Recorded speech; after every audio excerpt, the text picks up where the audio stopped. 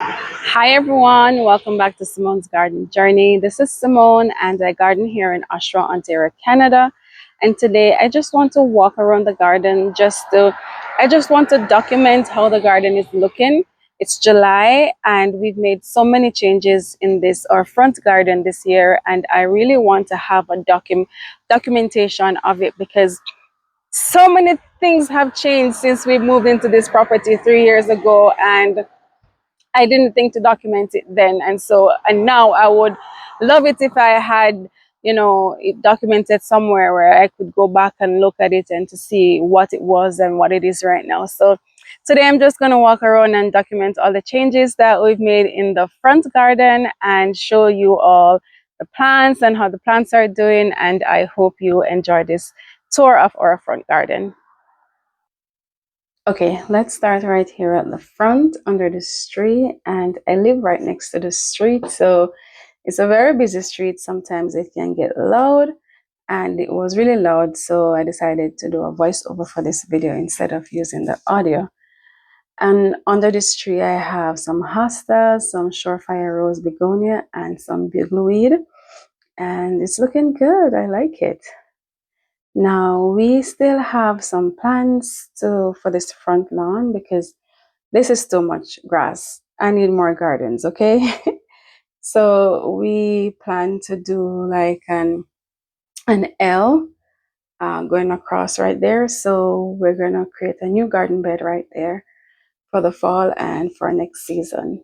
And here in the circle right here, now this was a huge birch tree that was so big that it was going on the roof.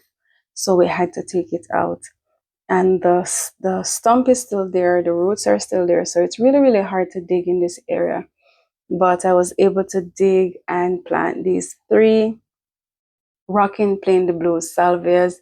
They're growing really nicely and they're looking really well. I like the wispiness of the blooms and how they move in the breeze, and the color, everything, it just pops.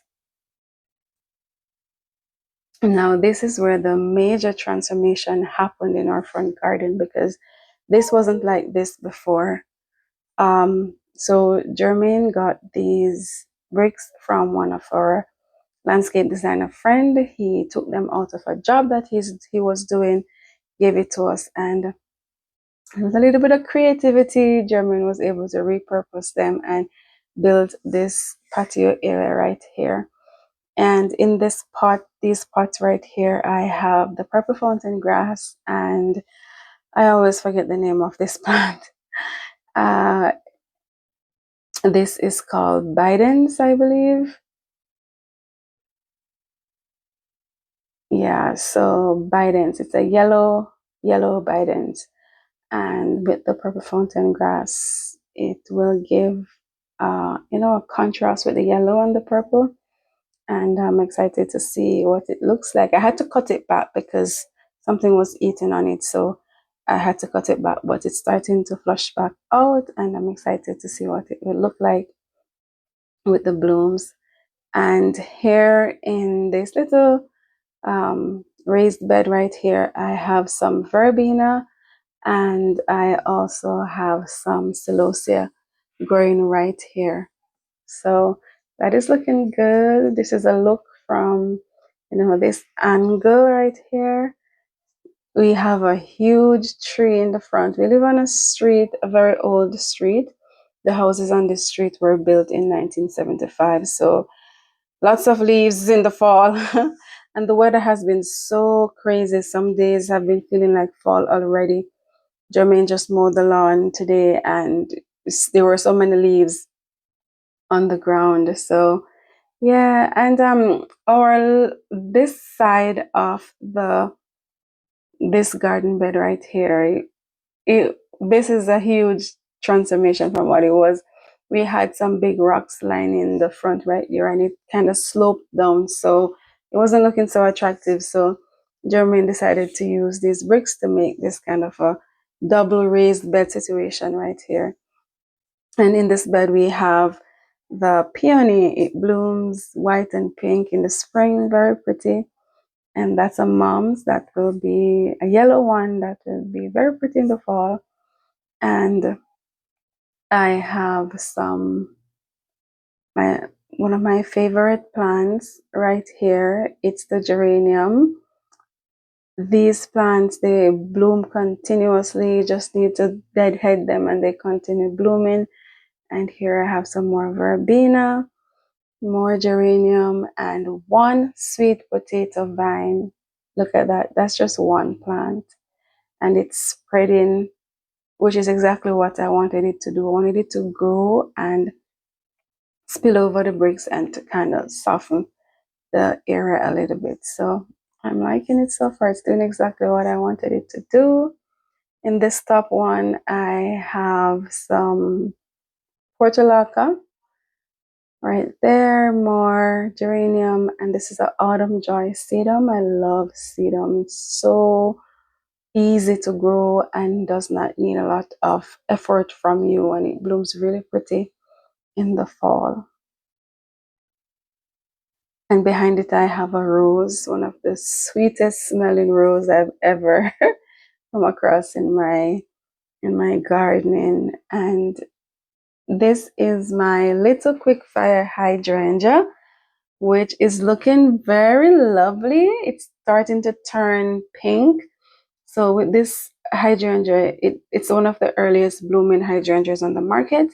It starts out white and then turn to pink. And I love it in this stage, the white and the pink. It just looks so pretty, so nice. Really, really beautiful. I love it. I love hydrangeas.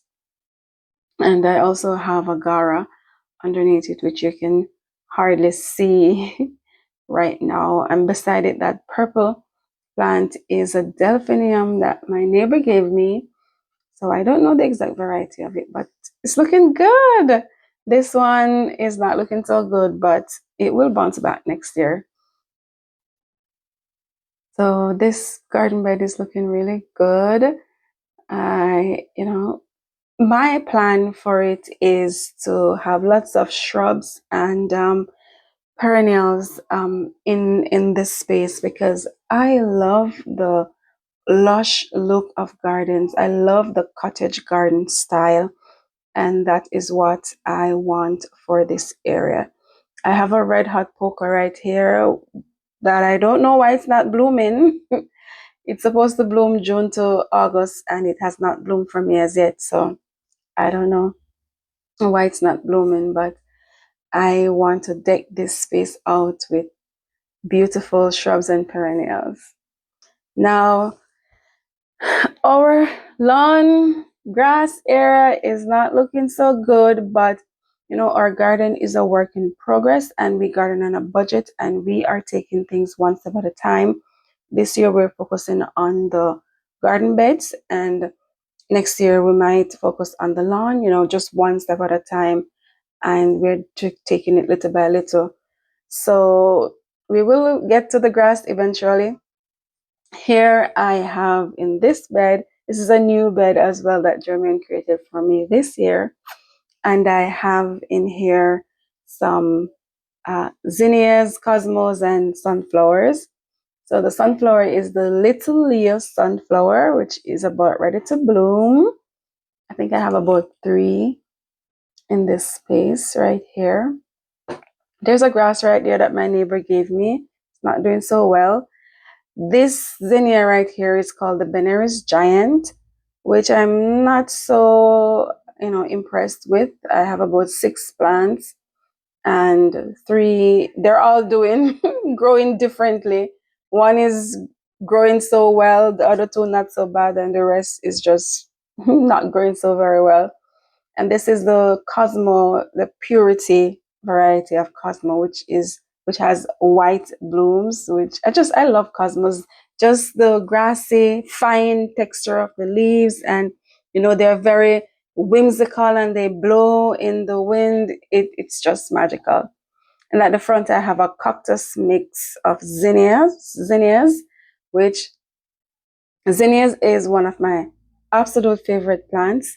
They once they start to bloom, they bloom all season long, and they last a very long time. when you cut them and put them inside in a vase. And so for that reason, I absolutely love zinnias, and I plant zinnias every single year. And I always want more zinnias in my garden. So I have a inspo pic that I got from ChatGPT as to what this should look like. So I'll insert that right here and show you what that looks like. But yes, I am excited for this bed, especially to fill in. Now, this is a look from the back as to what the front garden itself looks like. And yeah, don't you think it's too much grass? I need more gardens. My children often ask me, Mommy, why do you love plants so much? Why do you love gardening? And, it's just, it brings me peace.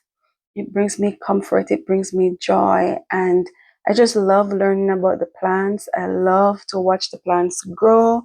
And I just love it. Not to mention the beauty that it brings. I am so happy with the progress of our front garden. Everything is looking good, and there are still a lot of things that would like to do differently or change for next year.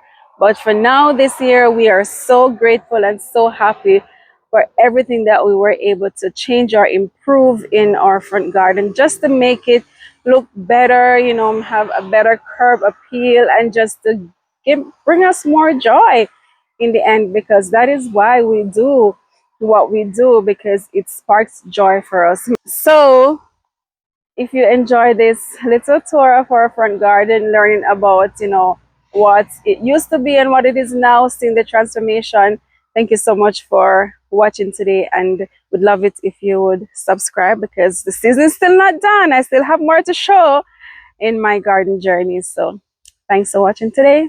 See you in the next one. Bye for now.